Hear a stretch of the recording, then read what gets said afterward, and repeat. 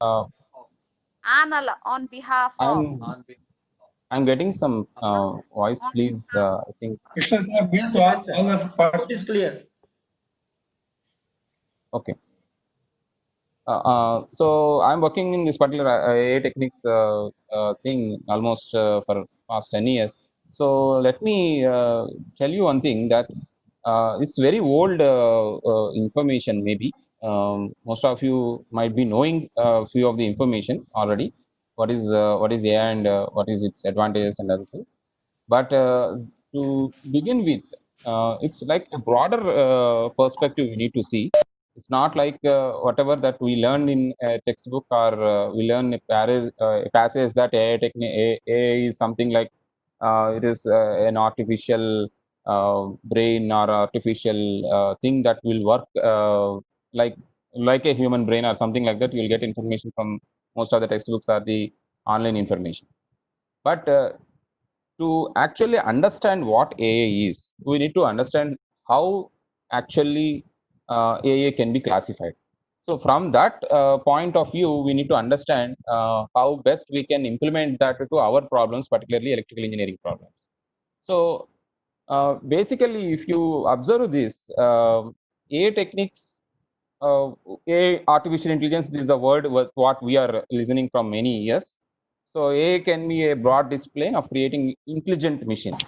Okay, if a machine is having an artificial knowledge, means in the form of an coding or something like that, we can call it as an artificial intelligent machine.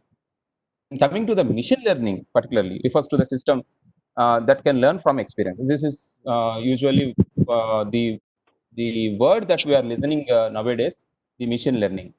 So the next one is deep learning. This is also coming up mostly into the electrical engineering problems, which is refers to the learn from experience on large data sets. So if you have a very big information and you are learning from that experience, it's considered as a deep learning. So next, already we know this artificial neural networks refers to a model of human neural network that is designed to help the computer to learn. And um, we may not be knowing these two, the natural language processing and automated speech recognition (ASR). This is also a part of artificial intelligence terminology. It actually NLP refers to the system that can understand language. So if you open your mobile, so if you say something like "Okay Google" or maybe a Siri or "Hey Bixby" or something like that, so it is basically listens to your voice and gives information based on your voice. So it actually trains by each and every person's voice which is having his, I mean, which is included into his mobile. So next comes to the automated speech recognition. Again, where the what you say that to unlock the locks and other things, it is again one type of a thing. So if you put them into a perspective, something like a Venn diagram, so AI is a broader perspective, and machine learning is which comes within the AI, and at last you will have the subdomain as the deep learning. So deep learning is a subset of machine learning, and machine learning is a subset of AI. So if you put these two, the lateral NLP and ASP, so that will come like this. I think yeah. So the ALP and ASR is subset of all these things, right? So uh, particularly what we are actually um, looking at is of machine learning techniques. Okay, machine learning techniques are basically neural network, ANN, we can consider them, and genetic algorithm is one type of machine learning, and fuzzy logic is another type of machine learning. So basically, it was started by Michaelos-Spitz model, computational model for neural network, which was given in 1943. And in 1974, backpropagation algorithm has been come up into picture, which is basically the basic step of artificial intelligence techniques that we can see now. So whenever a person is implementing artificial intelligence techniques to his problem, he will definitely will come across this backpropagation. Even this particular presentation also will definitely looking into deep into the backpropagation algorithm more. It is a basic thing that we need to understand so that we can go for the advanced powers, the advanced AI techniques that we can implement into electrical engineering. So basically, the back propagation algorithm is a supervised learning. So in so basically, the operation of neural network that we need to understand from this particular example. As a child, we'll come across all these things at our early age. So basically, how a biological neuron will be, the basic operation of our biological neuron, because the artificial neuron is also basically it is modeled based on the our biological neuron. The artificial neuron is also modeled on the human biological neuron. So it contains, the brain contains neurons. Everyone knows this information. They store the information to recall them whenever required. So if you have some information, it is stored into your brain, and you'll recall that that information. Let us take it as a basic example. So you can see the pictures here.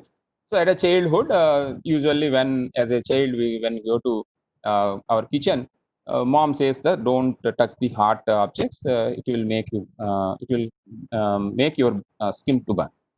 So basically, what we do is we will touch it, we will see, we will feel that burn. Then we will came to know that okay, these are the things that we have to be careful. That okay, this is the hard surface, we should not touch because it burns our fingers or maybe our skin. So based on that information, we now know that we should not touch the hot surface. Now, even if after 30 to 40 years also, you'll store that information in your brain. Whenever you are with hot surfaces, you will definitely be careful. So, similarly, we are modeling our artificial neuron, which can be modeled into a computer, where it can store that information for n number of years, where it can reproduce that information again. So similarly to your neuron, biological neuron, the artificial neuron also can work. So this is how the biological neuron is. So coming to the artificial neuron, so it is same as uh, your neuron, your biological neuron. So it has some inputs and it has some summation input, and it gives some threshold. It's very difficult to understand this particular structure. Let us go with some example here. So I think the chat window is opened. I think, sir, is the chat window is open? Yeah. Okay. So you will see some questions on the screen. So based on your question, please respond. What is your option for that particular question? So the question is like this. So consider you are in your study room and you saw a raging fire. So you have two options. You will flee, option A. You will try to stop it, option B. So you have two options. Which one you will choose? So if your option is A, put it into the your chat box as A. If it is B, put it as B into the chat box. Let's take 30 seconds for this question.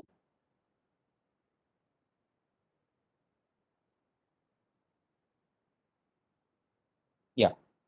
So most of the people are saying that when you see a fire, you will flee. Sorry, when you see a fire, you will try to stop it, right? Consider that you are in your study room and you saw a raging fire and you will try to stop it. So basically, what happens in your brain is that our eyes sees that information and it analyzes it. It compares it with the earlier information that okay, this thing is the fire, and yeah, we need to do something. So it reaches to a one particular output that we need to act. We need to act, and that action has to be performed. So similarly, if you consider the next example, now go to the next example. See this particular question. So now fire is an image on your computer PC screen or mobile. Now what you will do? You will flee, you will try to stop it, you do nothing. And again, you have three options, A, B, C. Now which one you will choose? Now the fire is an image on your PC or mobile. Consider it like this. you will flee option A, you will try to stop it option B, you do nothing option C.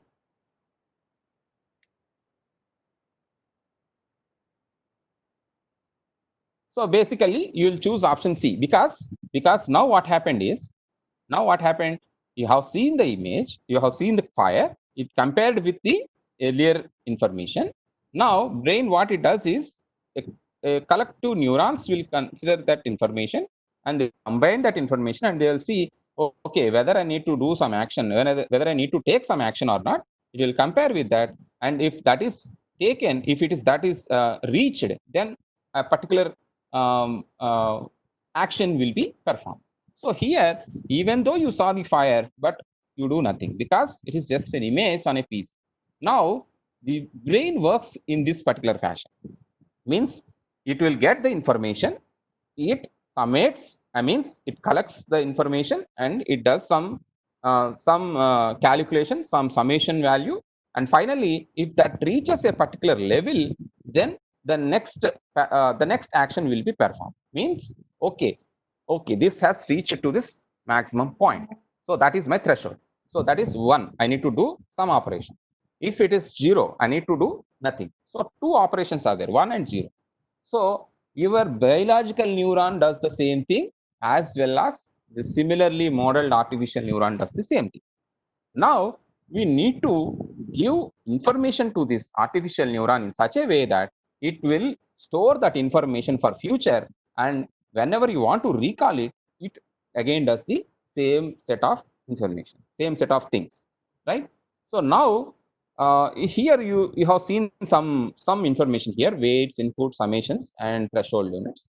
We will see what is the threshold. Again, I told you that threshold is a limit where it if it reached, that particular action will be done. So threshold functions are basically something like 1 and 0 in your computer. If it is a binary system, it is ones and zeros. Okay. Similarly, the threshold function is such where that particular sum that is coming from the your input neuron, whether it reaches to some level, it performs, it gives a particular output. So we have these type of threshold functions, thresholding function that is between 0 to 1. So if it is greater than 0, will be 0. If it is greater than equal to 0, it will be 1. So we have signum function and sigmoidal function and hyperbolic tangent function. Basically, we will, I'm getting some requests here. Basically, what I will do is I will take the sigmoidal function. So sigmoidal function is majorly used in the appropriation algorithm. So moving on, it's not that much required for to understand here. So basically, neural network classes are single layer feed forward network, multi-layer feed forward network, and recurrent network. So basically, if you see a single layer neural network, we have input layer and output layer. So let me go for pen here. So here you have an input information like this, and you have an output information like this. It will be multiplied with one weight function, and you will get output directly. So here there is only one layer of neurons, one layer of a single layer of neurons, and you will get directly the output. In multi-layer neural feed forward networks, you will have multi-layers. So there will be a hidden layer and there will be an output layer, input layer, hidden layer, and output layer. This is hidden layer, right? So you will have multiple multiplications here, and the output is the summation of all this information. Okay, basically this will be more strong in giving your information, more strong in giving your output, and this will be less strong to give your output. Something like when you are giving, consider that it is a classroom example. I'll take a simple classroom example. You know the information. Sir has asked you a question, and you are giving the answer to that particular question. So you know the information. So what you do, that you will answer that question with full confidence, right? So that means you have that knowledge embedded into your neural network with a strong bond, and you can give a strong answer to that. So here, actually, what happens with multi-layer neural networks is that particular relationship will be there in the multi-layer neural networks. Means a strong bond between your input and output will be possible with multi-layer neural networks. And with single layer neural networks, that bond will be less. Means consider that you have less confidence, or just I'm giving an example. It's not a relevant example, but at least you can understand what the differences between these two, the single layer and multi-layer. Why we need to go for single layer, why we need to go for multi-layer. We have a strong bond between the input and output, better go for the multi-layer networks, where you have extra hidden layer. And you can have multiple hidden layers also. Usually what we will do is we will take 2 times or 1.5 times of your input neurons. So if you have 3 input neurons here, I can take 2 times, that is I can take 6 hidden neurons. This is 6, this should be 6. If it is 3 into 2, 6, or maybe I can take 3 into 1.5, that will be around 4.5 to 5. I can take 5. So 5 to 6 neurons in the hidden layer. So number of layers also you can consider. 1 hidden layer, 2 hidden layer, 3 hidden layer also you can consider. It is basically the number of neurons that you are considering in that particular problem. So basically we will go for the multi-layer feed-forward network only. Next, what is the recurrent networks? Recurrent networks are basically, if you have a feedback like this from input to output, those are known as recurrent networks. It is something like a bias. Okay, so something like feedback. If you consider something like feedback type control systems, so you have a feedback loop. So it will correct itself such that the output is the having a strong relation with the inputs that is given. So basically, we'll use the multi-layer feed-forward networks more in the power system problems or electrical engineering problems, particularly. So coming to the characteristics of neural networks. So what it is actually? So basically, neural networks exhibit mapping capability. Mapping capabilities means your input is related to your output. Some relation will be there. Okay. So something like consider an example like this again. A simple example. Like at the morning, what you will do when you enter the class, you try to sit in the last bench. Okay, so there is some input, means the class is empty, or maybe you want to sit in the last bench, or some relation is there, some relation to sit in the last bench. So basically what you will do is your brain tells you that okay, this happened, so you do this, something like that. So some mapping will be there. So based on that mapping, based on that information, you perform your action in that way. Artificial neural networks also does the same thing. It exhibits the mapping capability. Basically, it is having some input. Based on that, you are having some output. There will be relation between your input to output. And basically, it is an inference engine. Neural networks is basically an inference engine. Means this happens, that may happen. So it is something like that. This may happen, that may happen, that may happen, this may happen. It is something like logical thinking. Logical thinking. Okay, something like what we will do is that something bad has happened in one day. What we will do in the morning? Okay, I have come across this. I come across that. I will come across this. So what you will do? You will just simply explore the reason for that bad that has happened in your particular. So this is something like inference engine, inference way of thinking. Next, it learns by the examples. So when you give certain examples, means basically if you consider with biological neuron, the same thing happens. So you give some information, you learn from that information. Okay, don't touch the hard surface, don't drink the cold drinks, or don't do this, don't do that. So it learns from the examples. And neural networks also possess the capability to generate. It's something like forecasting. So basically, neural networks can be used for forecasting. You can see that here. So I have some patterns with me. So I took a neural network and gave that information to that, and it has um, uh, captured that information. Whatever that curve that is there in that information is being captured and stored into the neural network. And whenever I want to do the future prediction, I can do using that whatever the input I want to give. Based on that, it gives the output. So it is something like it is used for the forecasting. Generalizing means is basically it's for forecasting.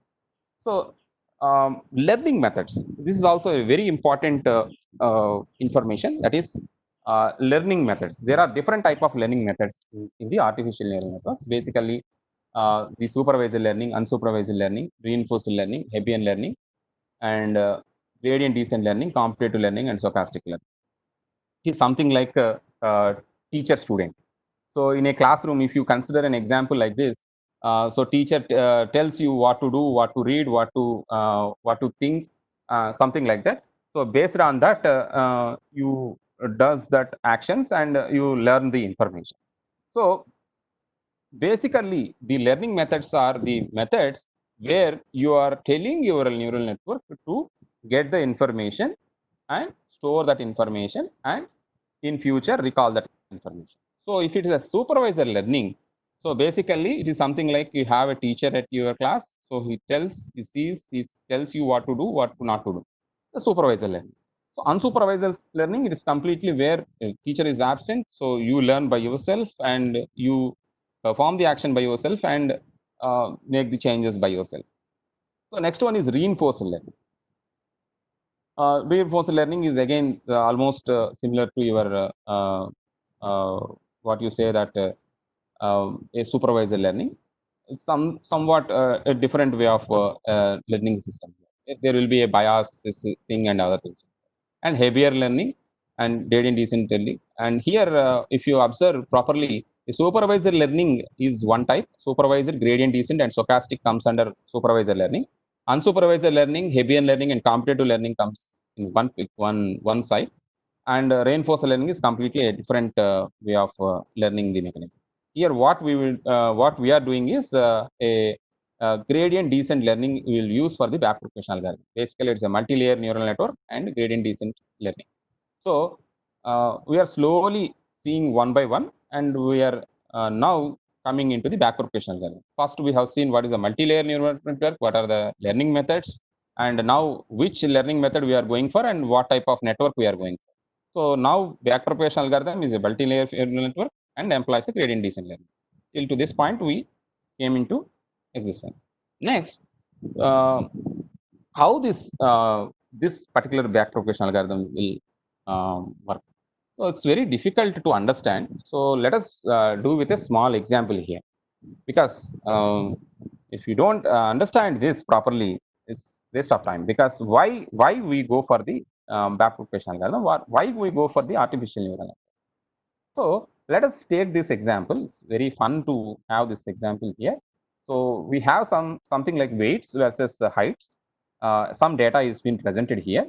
Now I request all the participants to please post your data, means something like your height. You give only one information, either height in centimeters or weight in kgs. Any one information. I don't need extra information. I need only one information. Just post your information. How much is your height in centimeters, and how much is your weight in kgs? Okay. So I'm not getting that. So I need to go for the chat box. Where is the chat box? Yeah, here it is. So yeah, so some information I'm getting. Let me let me put that values here. So I have 40 kgs, 45 kgs, 50, 55, 60, 65, 70, 75. Here I'll take it as 130, 140, 150, 160, 170, 180. I think I have done some mistake. I'll take it as 120, 130, 140, 150, 160, 170, 180. That will be good. So this is basically, let me raise these things.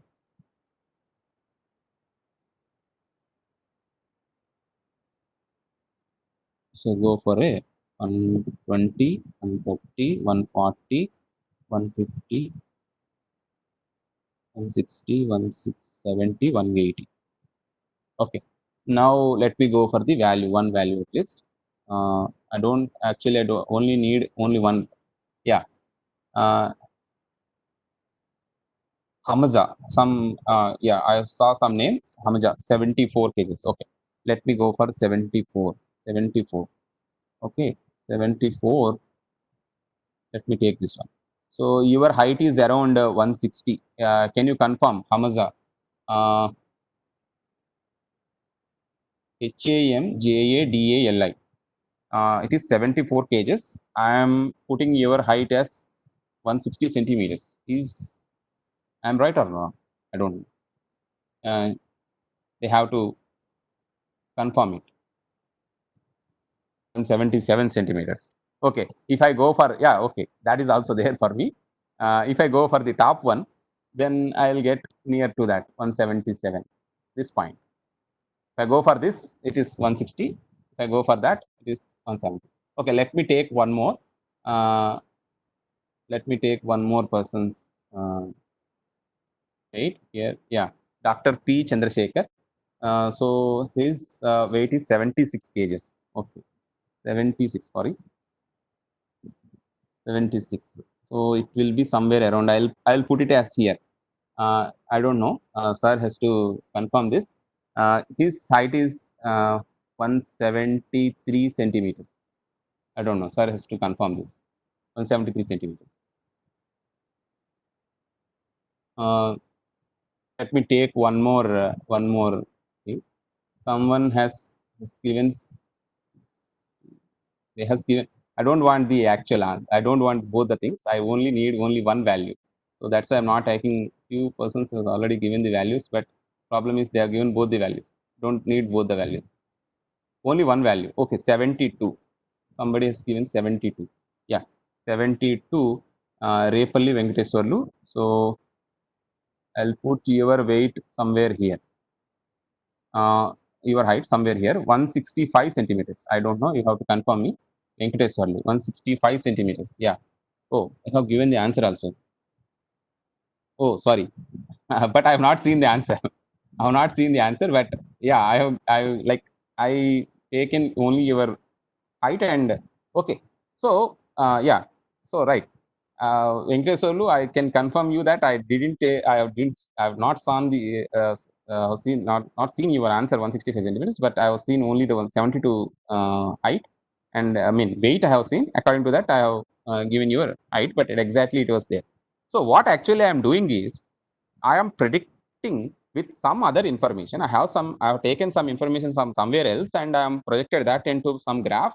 And when I gave the x-axis and y-axis, when I am taking a new values, I am predicting the other value. Something like I have a weight, I am predicting the height, or I have a height, I will predict a weight.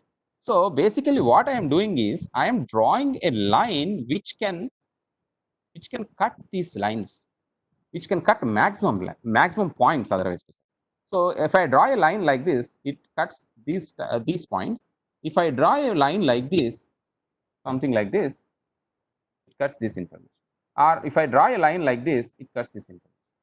So basically what I am doing is with my understanding of heights and weights, with whatever the information I have, I am drawing a straight line in such a fashion that it cuts maximum number of points. So if I consider that this is my original line, means I don't deviate from this line, then what happens? So somebody has said that 77 kgs, so they will be falling here. That is their height is 180, 170, 180. Okay, or somebody else is consider that 60. So this is my line. So there will be 150. So 60 kgs, 150. So basically, what I am doing is I am fixing one particular line here. Based on that, I am predicting all the other people's heights and weights with a simple straight line. So basically, neural network works like this. It is something like you have some information and you are saying that this is the line that I choose and which covers the maximum point such that all my next values or the future predictions will be following this particular line. Something like if I draw a line like this, a curved line, or I draw a curve like this, it captures most information. And whenever I am using that curve, I am simply getting the future values. So simply neural networks is something like curve fitting where I am capturing more information into it. So this is how the neural networks will work. So basically, if you see issues in training, particularly if you are having a values, a data points, and you are training your neural network, basically what you will see is, if I'm drawing a straight line like this, it may not capture all the information. So if I'm drawing a curved line like this, it may capture all the information, but it takes a lot of time. And a good fit is something like this. So neural network should be in such a fashion that it should capture most of the information, and this is how it should be working. So the training mechanism we are using to train our neural network should work in such a fashion that it should be good fit for the data. Okay, this is the major issue for the training as well as for the neural network, which we need to come out of.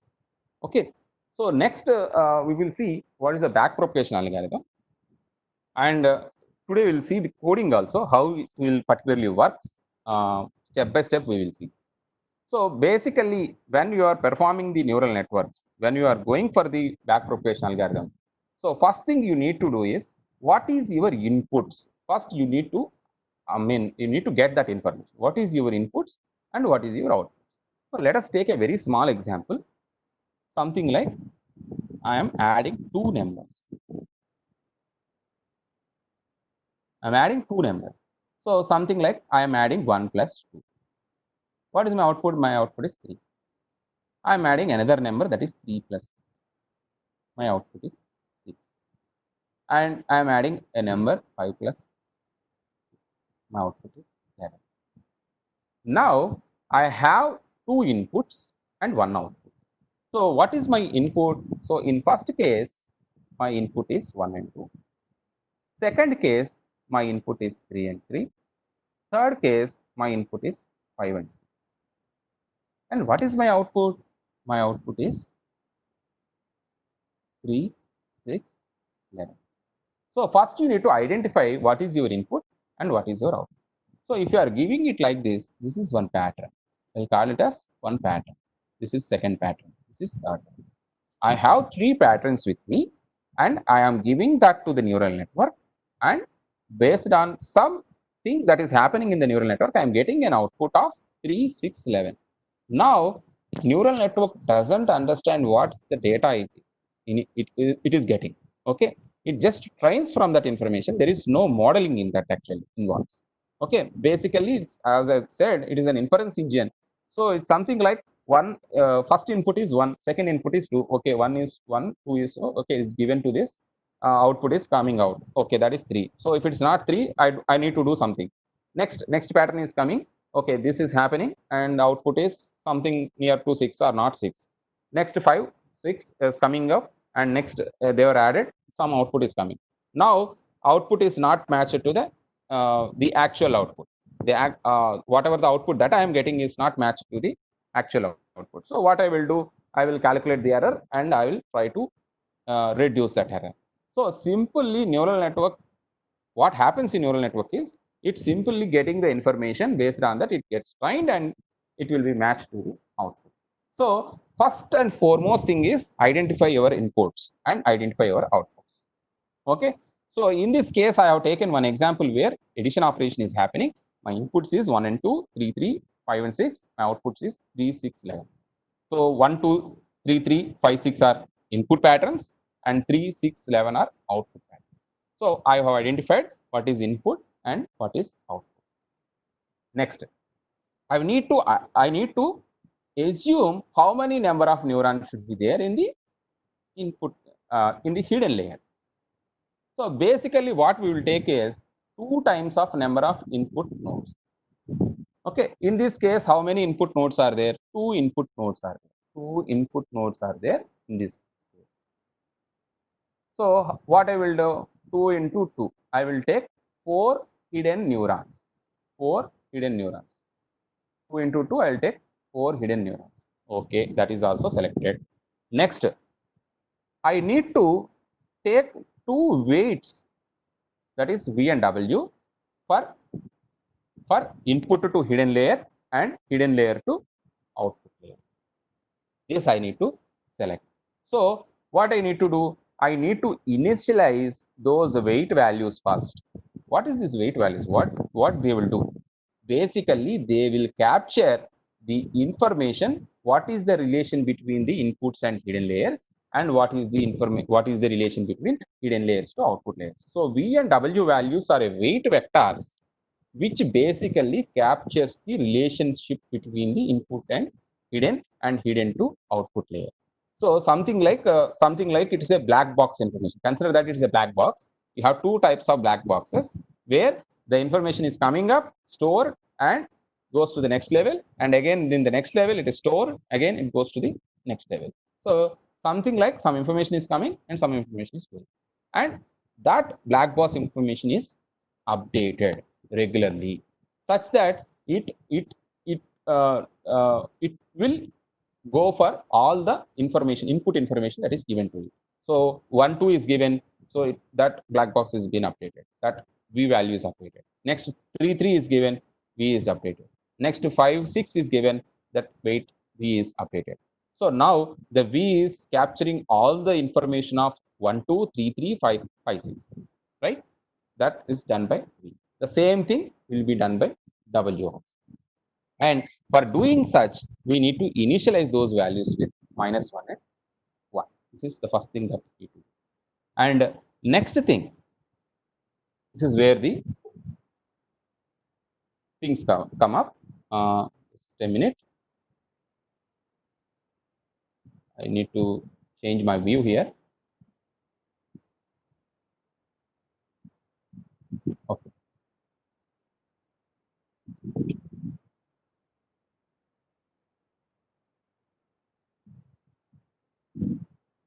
So,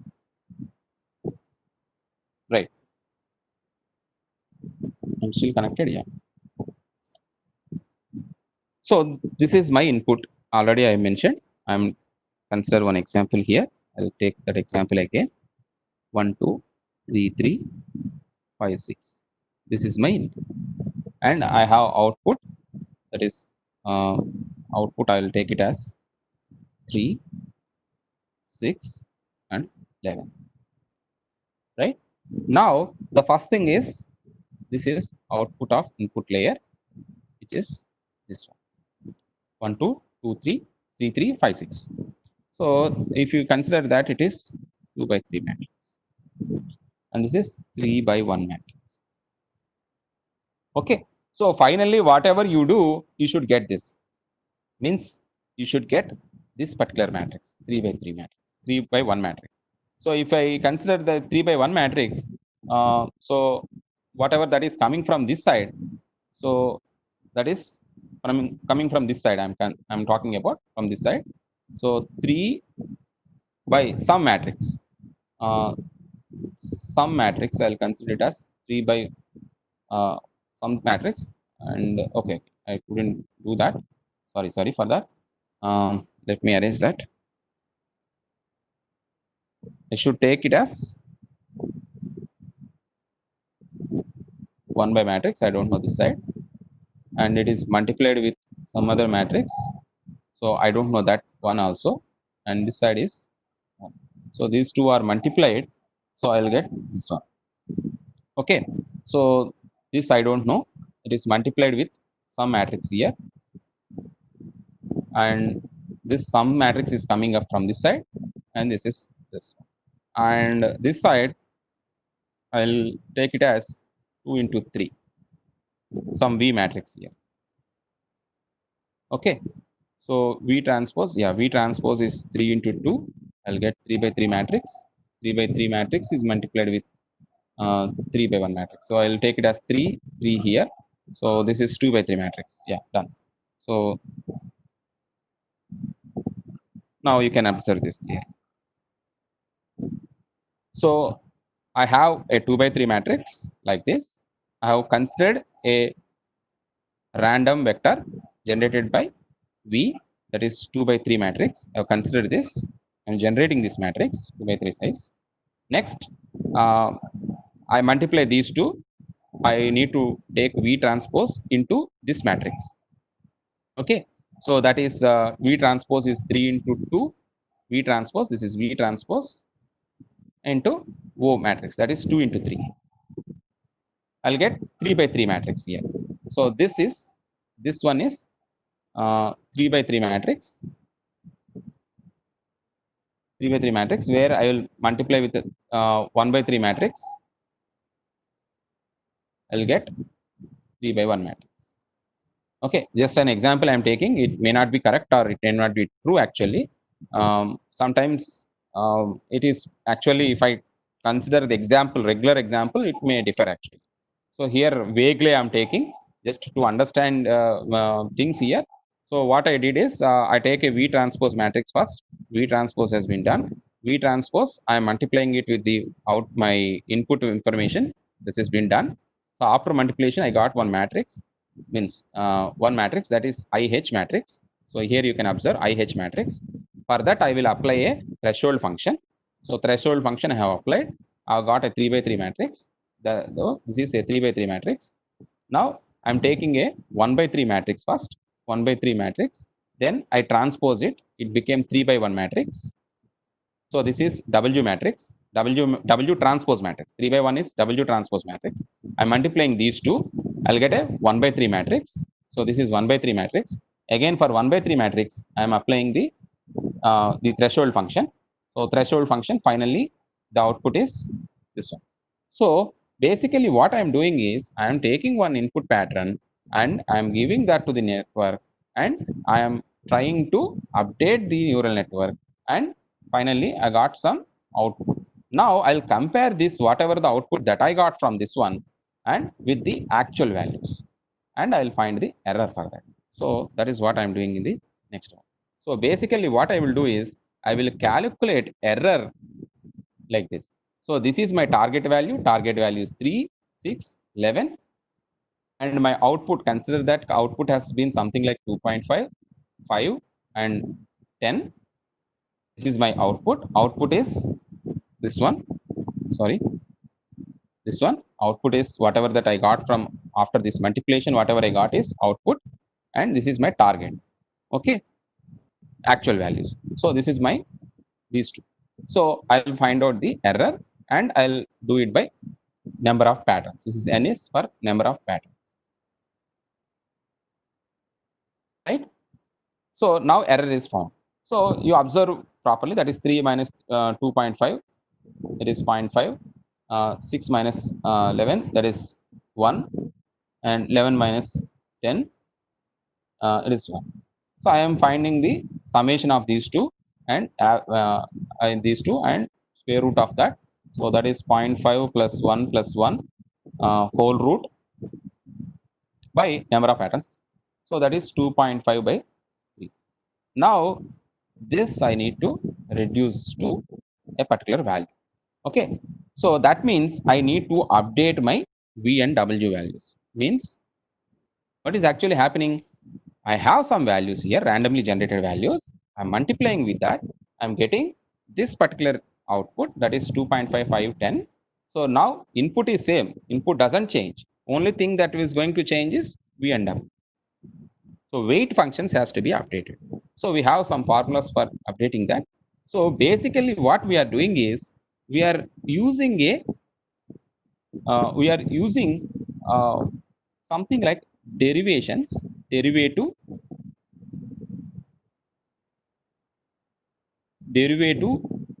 of error, and we are back propagating this information to update my V and W matrices.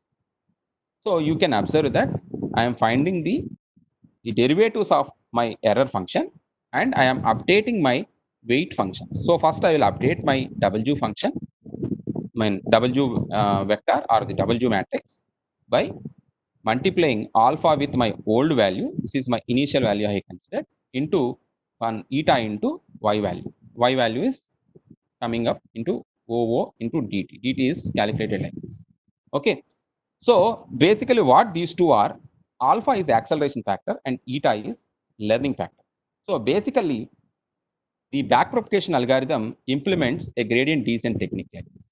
So basically you start with some function, some value like this at this cup, and consider that you have considered a ball like this at the top and you have released it. So what happened, if it comes like this, like this, like this, like this, and it falls. So basically, if this curvature is more, means if it is coming like this, consider an example like this, right? It takes less time to come, it takes more time to come.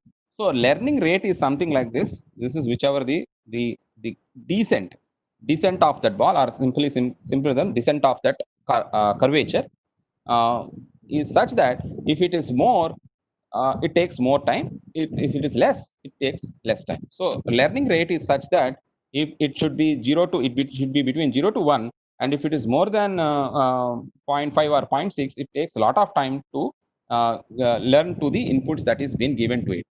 And also acceleration factor is such that the learning rate gets accelerated, means if you multiply with this particular value, it gets less time to reach to its actual output here is, in this case it is 3611. Whatever we got is, consider that an example as 2.5, 5 and 10. So basically we are accelerating our learning mechanism such that the neural network learns to that input given, I mean the actual target output, in a faster way. So but these values should be carefully chosen such that it takes a smooth curvature in learning that information. And going for the updation of the next value, that is v, what happens is you'll use this particular formula, see what happens all these things. So v is updated like this. So again it will have a alpha and acceleration factor and learning rates. Okay, so basically what happens in backpropagation algorithm is we are feed forwarding the input information.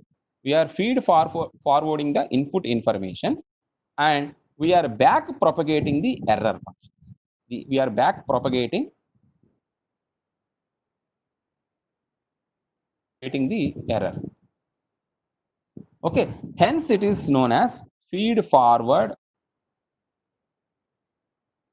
back propagation algorithm.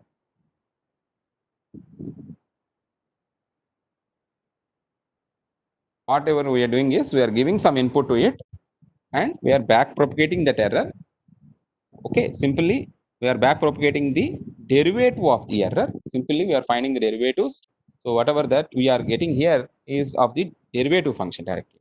So we are simply back propagating that error into the network such that the network is trained to the targeted output. Okay, so finally we will find out the error rate, and error rate should decrease, and this will repeat until the tolerance uh, convergence is reached. So let me uh, go for the applications of this. So basically where we can apply this uh, neural networks is, we can apply it for load flows, we can apply it for load forecasting, we can apply it for wind and solar power forecasting, and also we can use it for ancillary service forecasting. I have not included some of the other advantages, something like tuning PI. We can PI PID. If you are considering a power electronics problem, you can tune PI PID also using neural networks, and also something like you are doing an online tuning also. Okay, there is some papers online tuning of PI controller, PPID controllers using neural networks. Okay, so there are other advantages also for going for the this neural networks. So let us go for the uh, how it is working. So I have installed MATLAB on mobile also. So it will work both on mobile as well as I have both versions. My mobile version I'm having, and also I'm having the desktop version. There is 1 year license is there that is given for SIH Smart India Hackathon. I'm using that license only. Was the licensed version whatever I'm using, and the whatever the version that I'm using in the mobile is of given for the my college ID domain.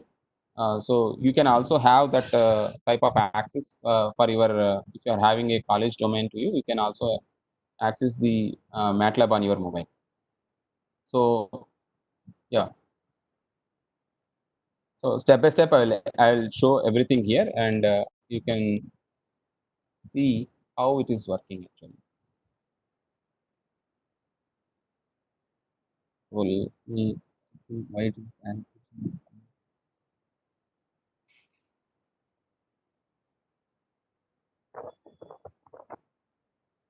so everyone knows this is a command window. Annotation is coming up. I don't know.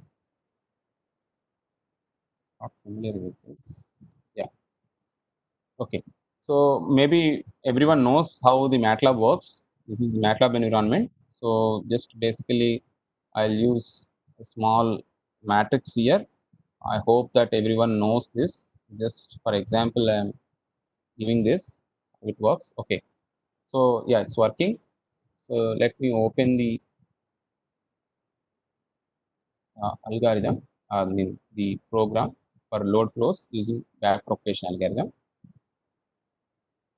So basically, I'm reading the input information in the first few lines here. These are the input information. Hello. Hello. Sir, screen is blank, sir. We are not able to see anything. Okay.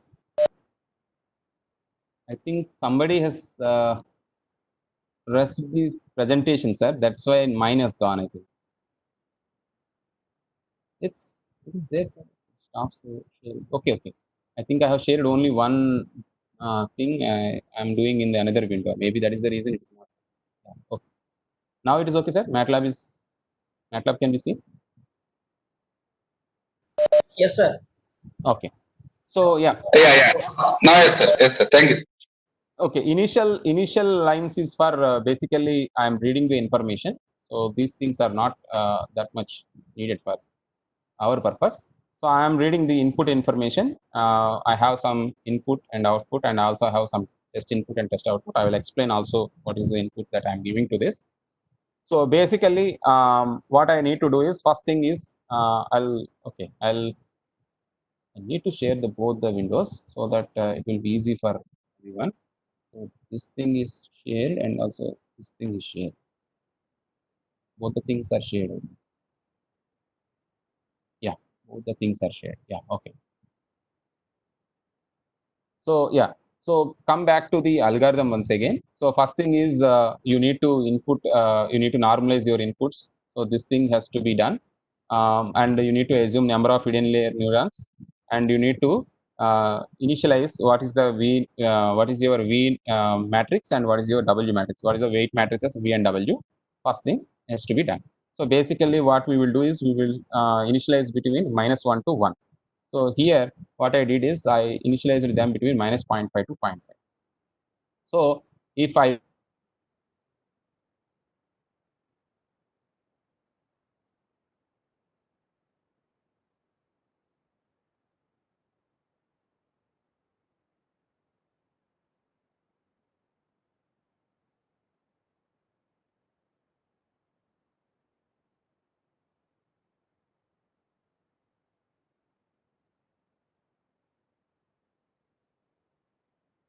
let me understand, otherwise let me tell you what is those. So L is enter the number of input nodes. So and if you have L, it is input nodes.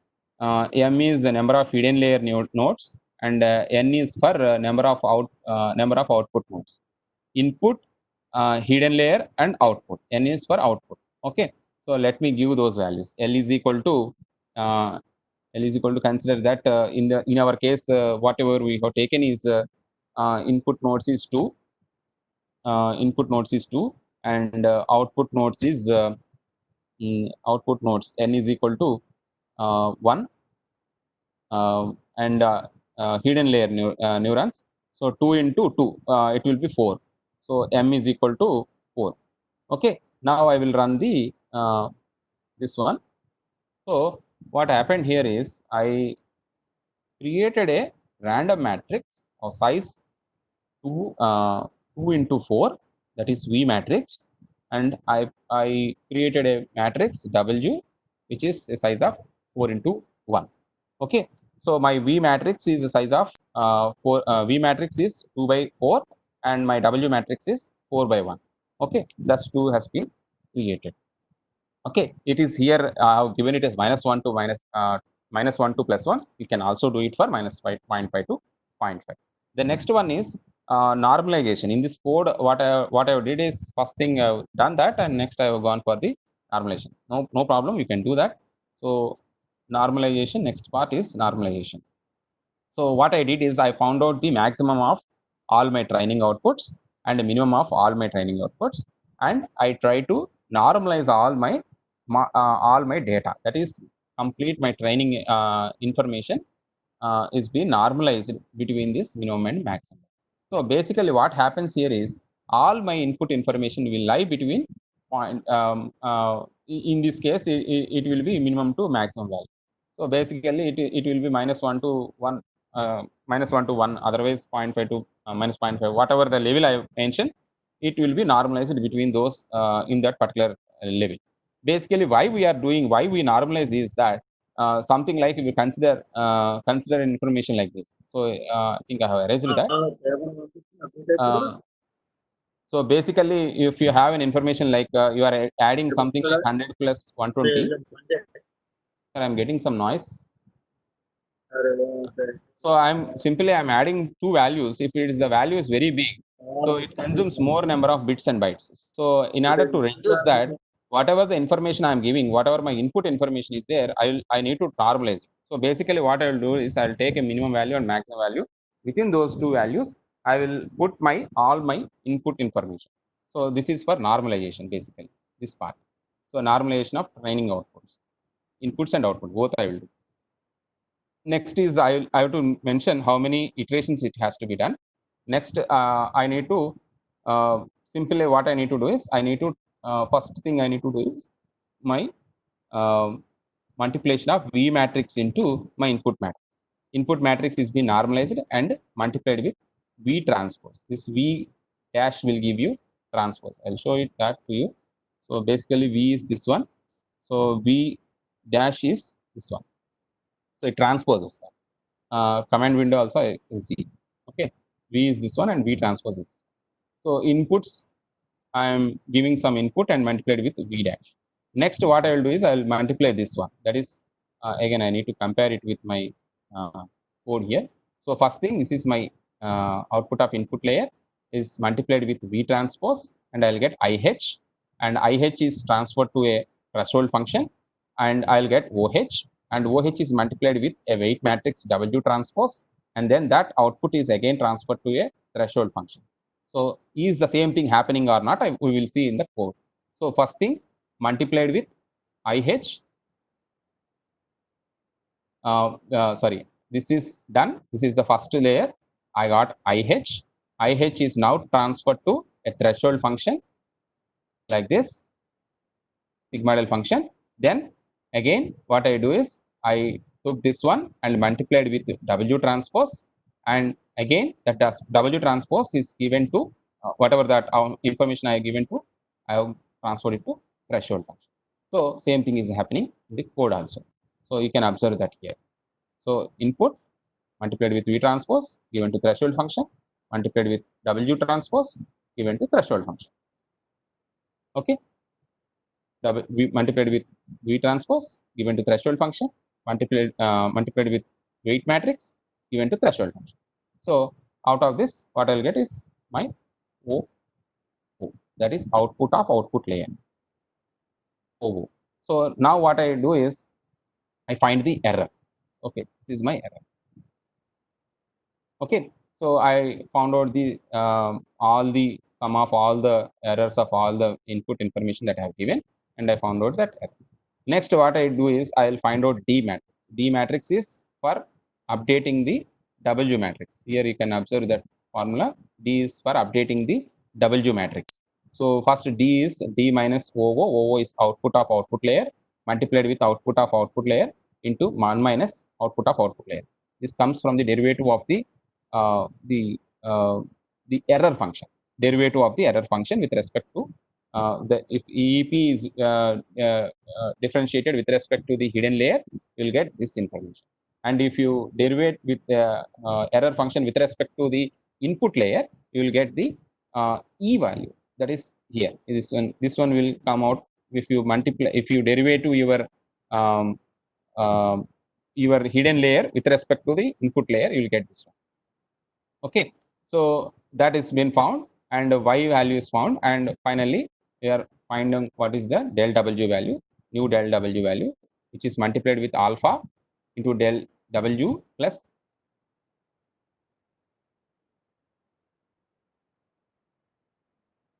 okay, it's following the same thing. I'll find e, and next I will find out x value, and I will update v value. So I find out x value and I update v value, right? Next I will update v value and w value. Now v and w values are updated, and I will find the total error and error rate. I will check whether it is less than 0.01. If it is 0.01, it is done. If it is not, go for the next iteration. So like that, I will perform for all the input neurons for maximum number of iterations. So if that 0.011 error rate is achieved within that 100 iterations, the system will stop. So I'll print the converged iterations, and what I will do is I will find out for the, so my v and w values are found out, so I will test with my new input whether I am getting my output or not.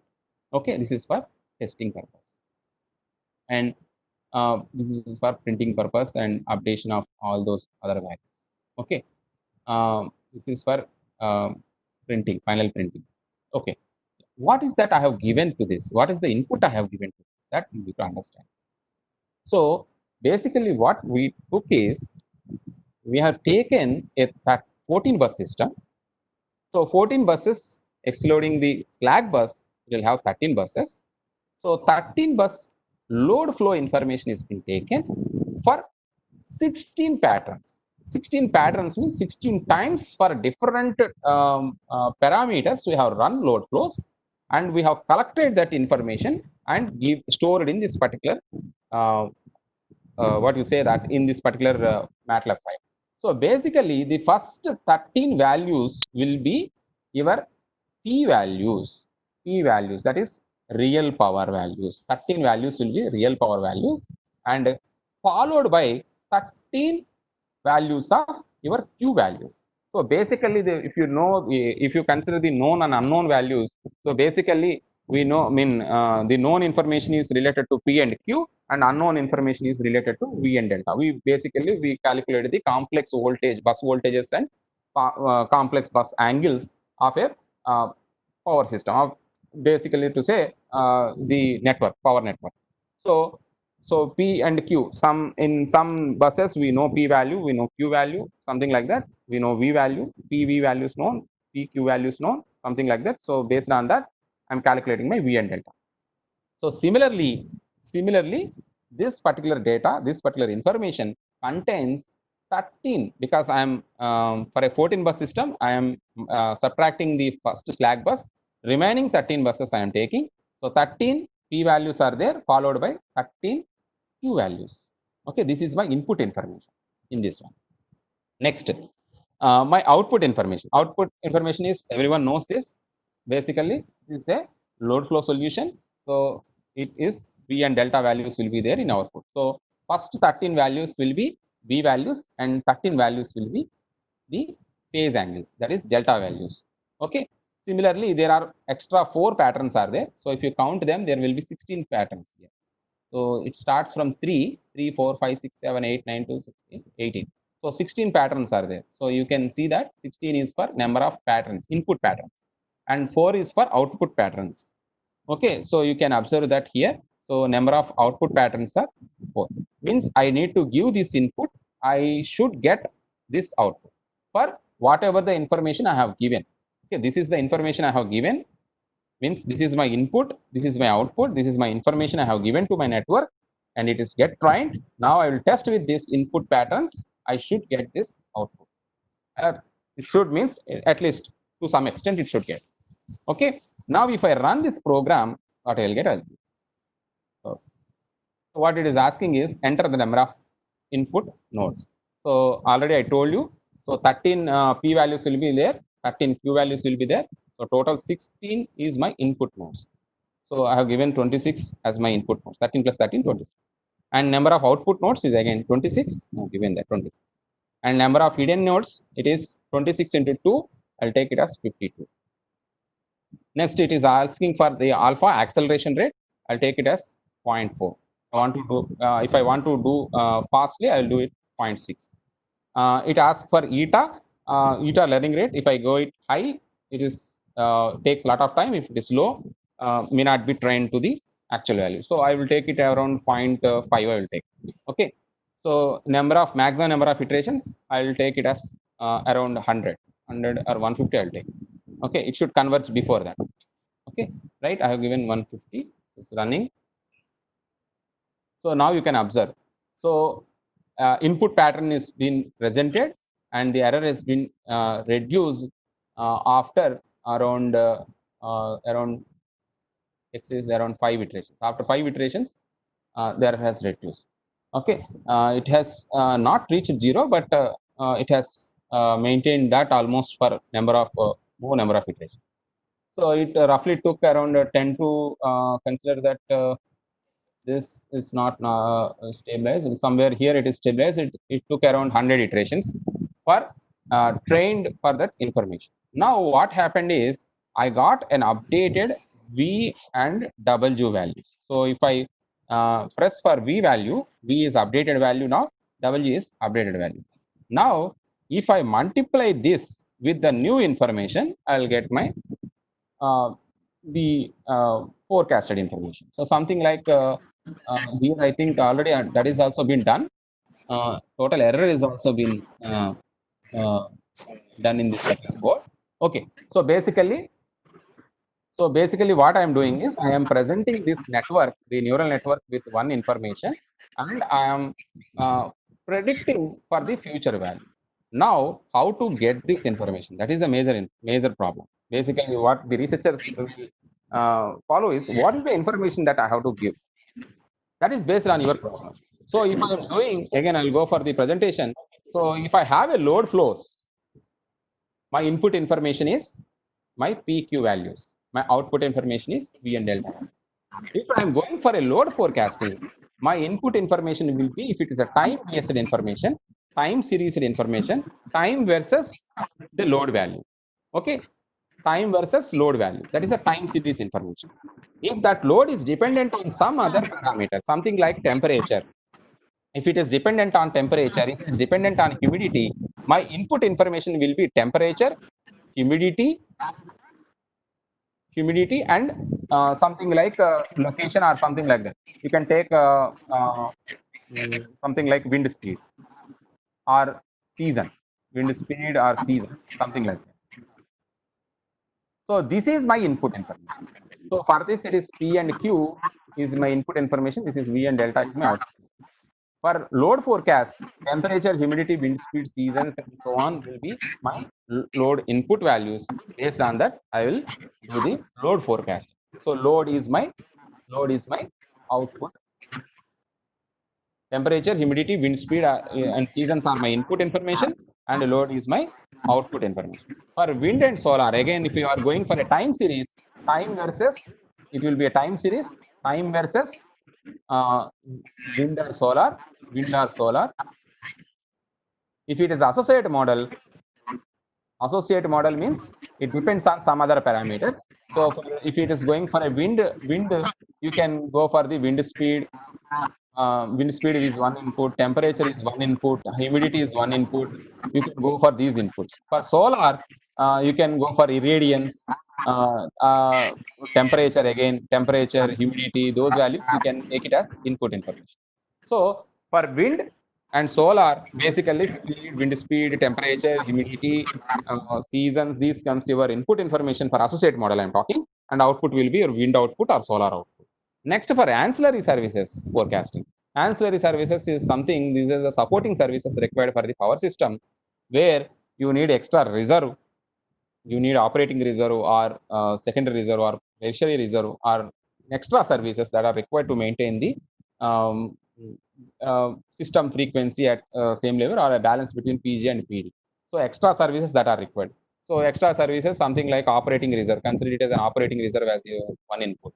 Um, Something like a secondary reserve, or consider that a secondary reserve is there, or there is a uncertainty in wind.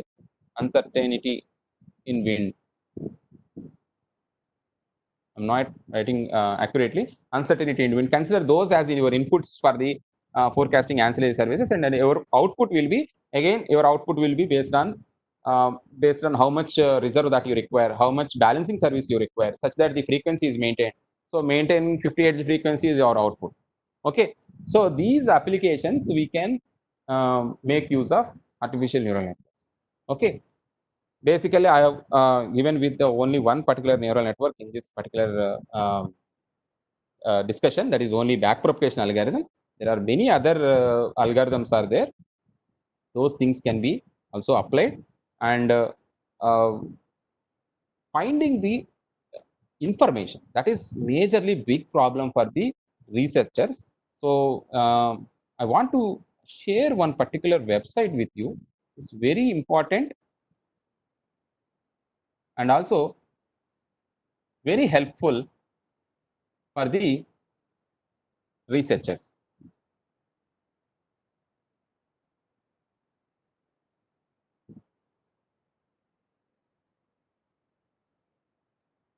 I will share the page here.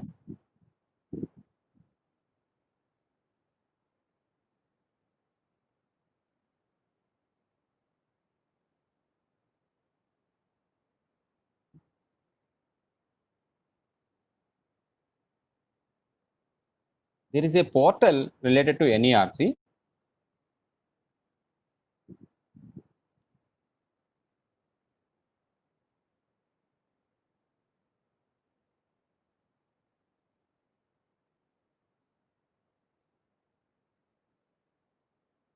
It is not been seen in the top. Let me share that information. I'll show that. It's very useful website where you get wind data. All the required data you can get it from here. It's very useful website for particularly electrical engineering researchers who are doing research in this particular area, load forecasting, wind forecasting, and other things.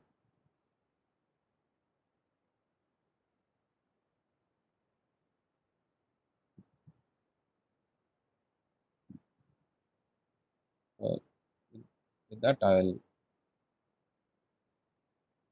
conclude this session. So this is, sorry, it's NERC is different and now. So this is the website. Let me share it. Share the screen. It is an NREL website actually. Sorry for that. Thing. I hope my screen is shared here. Yeah, right. It is shared. So this is the website where you can get data. Very useful data, mid cdmz.nrel.gov,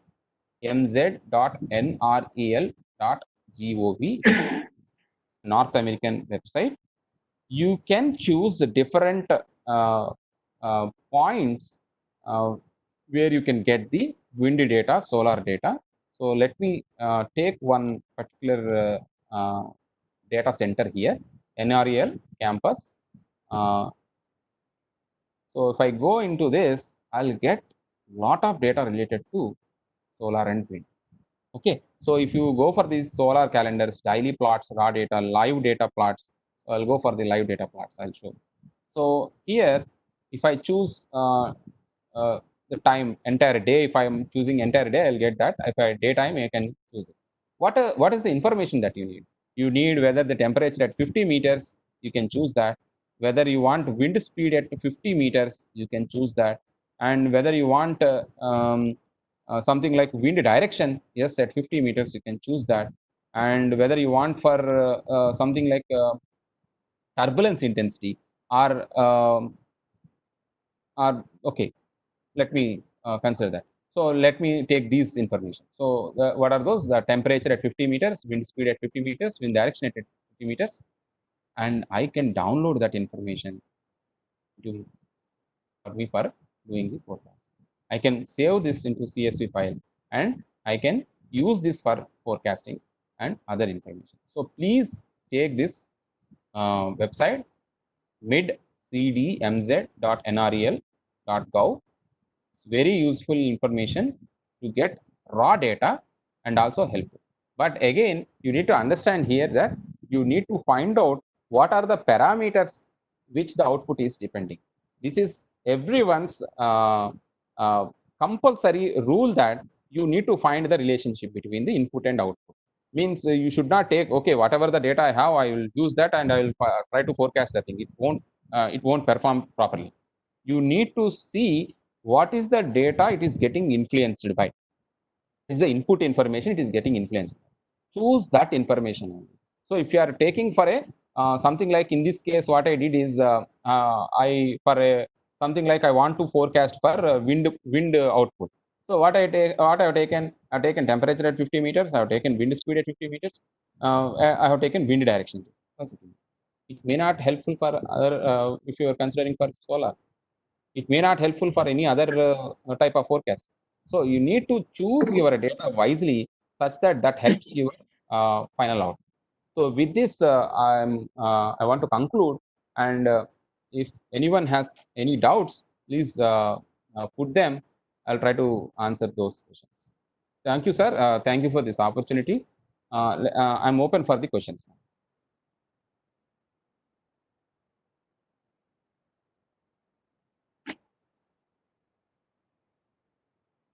Sir, please stop your sharing, sir. Sure, sir.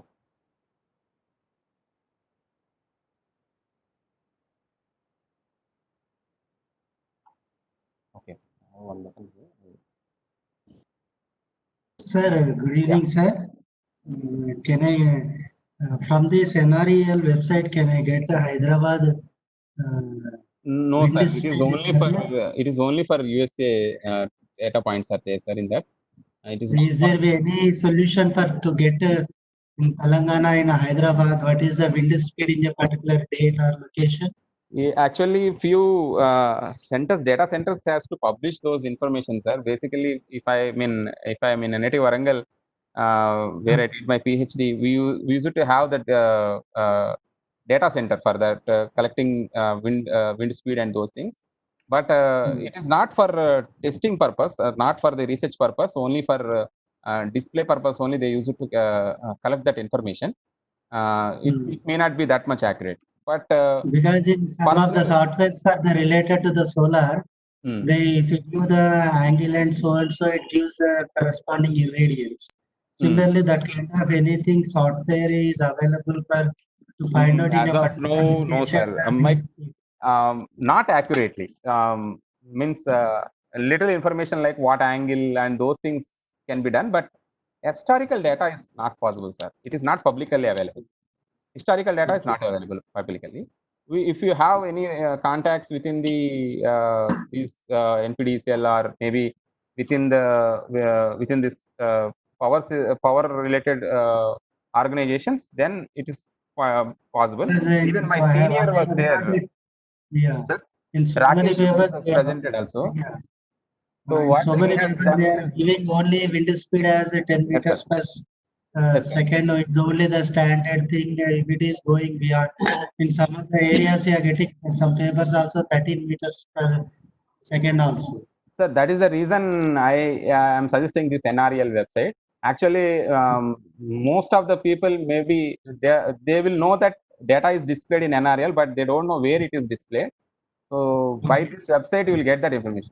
Sir, actually, problem is in real-time data getting, particularly in India, it's completely difficult. I tried it. Few are giving, but problem is they are very old data. Means almost something like they are giving the information of 2015 or 2014, something like that. So Okay. current data is almost, I think, it is very difficult to get, sir. And my senior, I think Rakesh, has presented on the second day also. He also collected data from Tamil Nadu wind power organization. So basically, he also got that problem. Getting real-time data is very difficult problem. When he went to Italy, he got that information because they are having their own test center, something like a simulation center. So by that, they have generated some data and they got that information. So Because if you want to go for any publication, they'll see mostly the real-time data. real-time data, yes, sir. Real-time data is definitely. It is well and good. Yes, sir. Yes, sir. Real-time data, definitely they are seeing it. Yes. Thank you, sir. Thank you very much. Thank you, sir. Any other questions?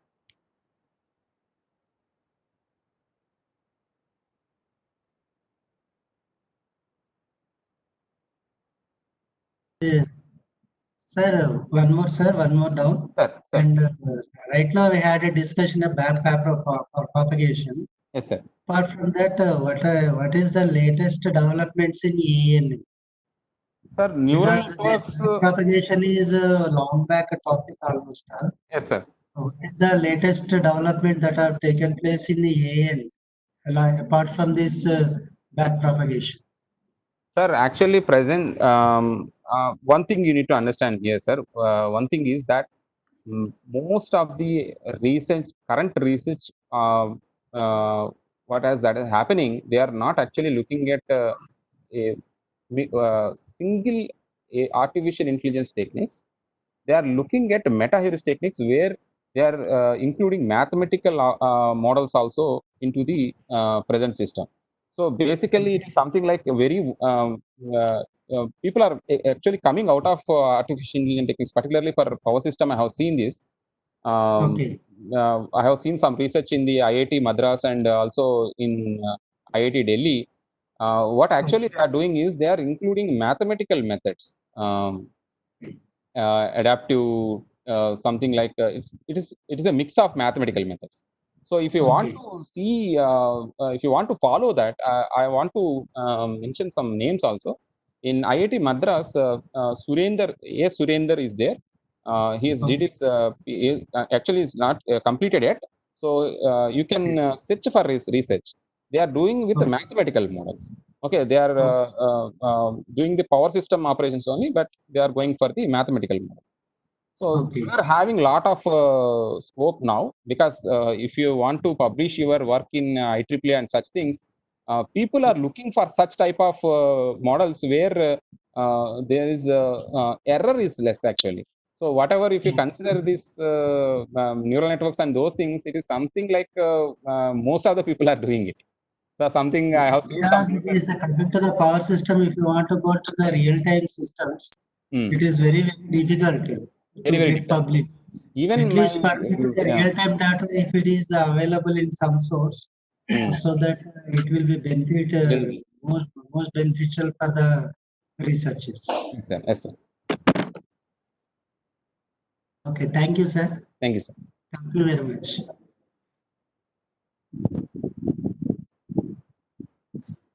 Shall we stop the session now, sir? Yes, sir. Durga. Yes, sir. You can stop. Thank you very much, sir, for your valuable session. Thank you. In this session, we have explained artificial neural networks, their applications to power systems, and back propagation algorithm very well. Thank you very much, sir. Now it is time for validity session. Good afternoon, all. I cordially invite T.V. Reddy, sir, Secretary of St. Peter's Engineering College, Hyderabad, Dr. K. Srilata, Madam, Principal, Dr. B. Brahmaya, Controller of Examinations, St. Peter's Engineering College, all heads of the departments, coordinators of this FDP, faculty of EEE department, resource persons of this FDP, Dr. J. Vishnunath Rao, sir, VNR BJIT, Dr. D. Rakesh Chandra, Pitts Parangal,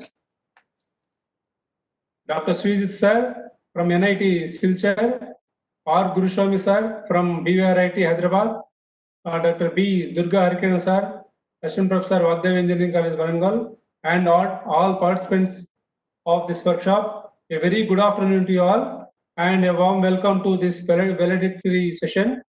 And this FDP is conducted with the objective of imparting some research activities, research knowledge to the researchers and those who are doing research in AI techniques and with application of power systems. And in this 5-day session, we have discussed about swarm intelligence technique, wind power forecasting using neural networks, and colony algorithm for battery management system, applications of ANN, and all these are detailed theoretically and practically, and with coding we have discussed. We are very much happy with all resource persons. They have given excellent knowledge to the participants, and we are thinking that we have reached our objective. And thank you very much for all participants for participating in this FDP. Now I welcome Dr. B. Brahmaya sir, Controller of Examinations and Professor in EEE Department, St. Peter's Engineering College, to address the participants. Brahmaya sir, please.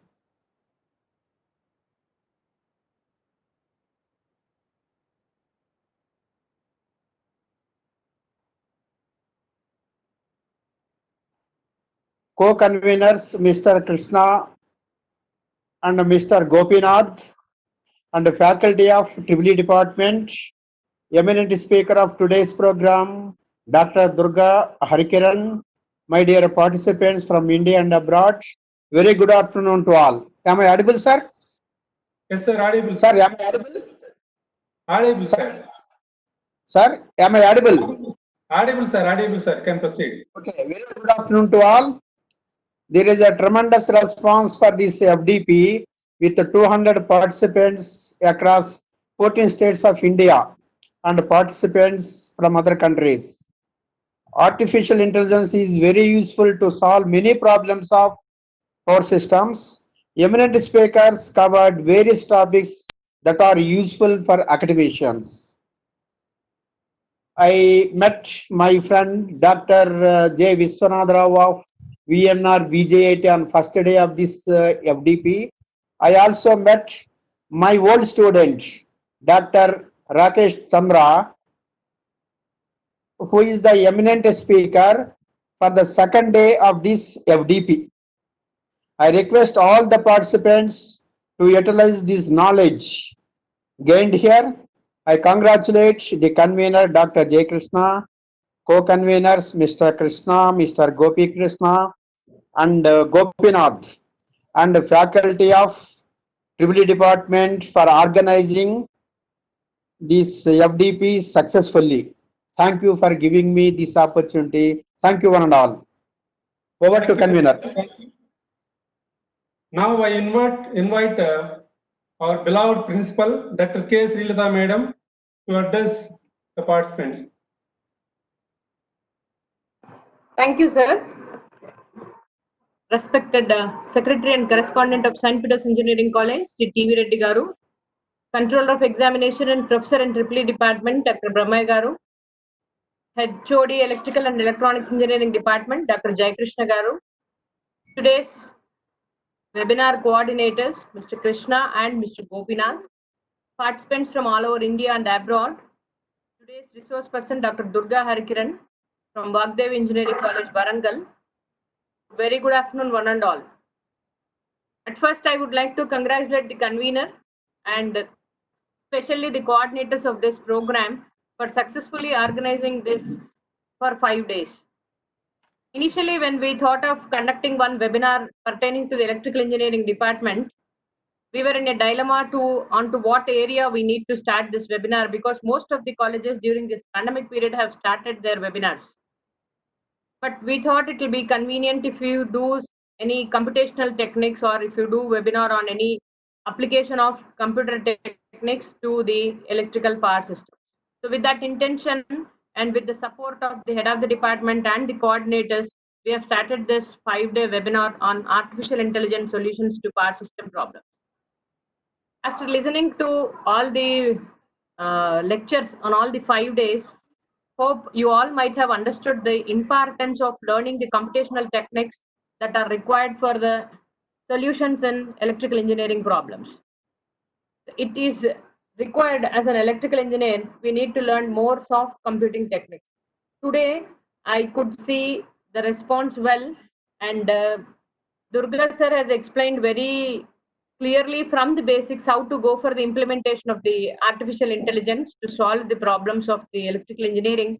And he has given various references and also have shown you how to run or how to write a program even in the MATLAB.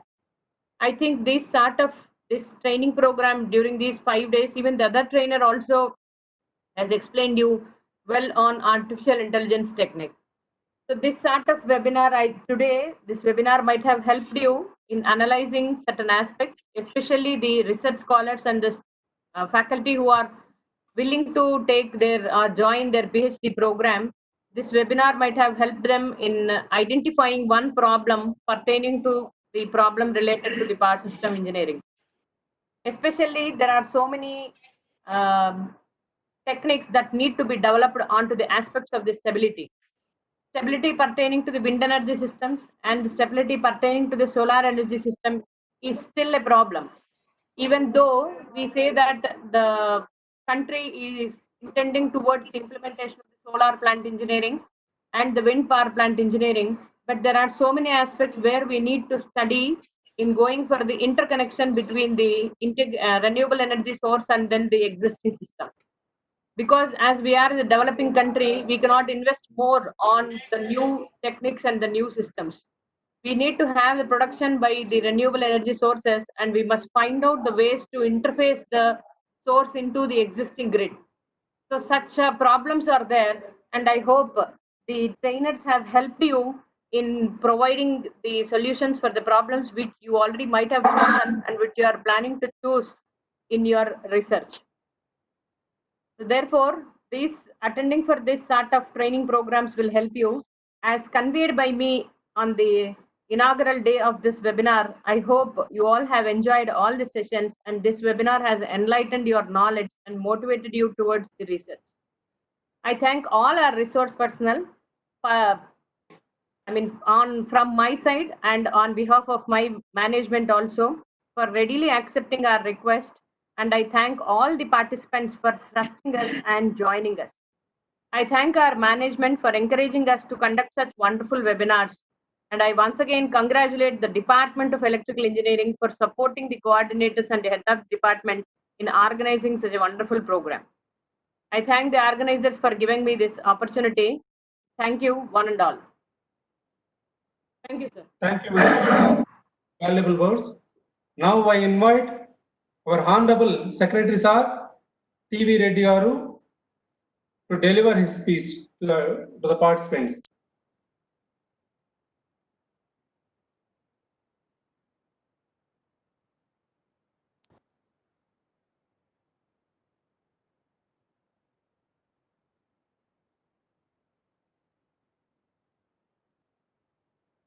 Sir,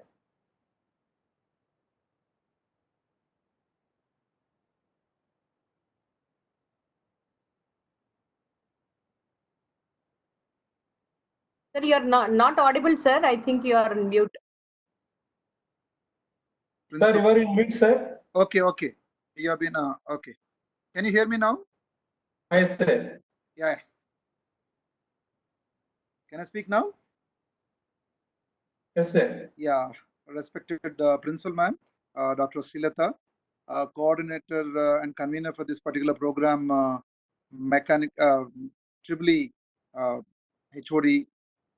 Jay Krishna sir, and we've got other coordinators, Krishna and others who have been coordinating with this. For this FDP program on artificial intelligence solutions to power systems problem, we've got faculty from various institutes, VNR, KITS, Warangal, NIT, DVR, IT and others, Vagdevi, Dr. Vishwanath Rao, Dr. Rakesh Chandra, Dr. Srijit, and Mr. Guruswamy, and today's trainer, Dr. Durga Harikiran Garu. I think it's been very nice to see all these people helping our faculty to train all these days. And it's a nice topic to be associated with. All the faculty are very eager to learn. and it's a good response by faculty for all these days. And I hope all this knowledge that you've been assimilating all these 5 days, you're going to put them into practice. It's a nice way to use your vacations to your or your quarantine period or this COVID-19 period at home that we are doing. I think very soon we will all be going physically meeting each other. But it's wonderful to see all the faculty taking part, and we are very happy that St. Peter's are organized more than a dozen FDP programs in this particular period, including this one which happening second Triple E program. And I am thankful to all the trainers, and I would like to appreciate all the faculty members who have been a part of these FDP programs. Thank you so much, and stay safe, stay happy. Right. Thank you, sir. Thank you very much, sir, for your valuable words.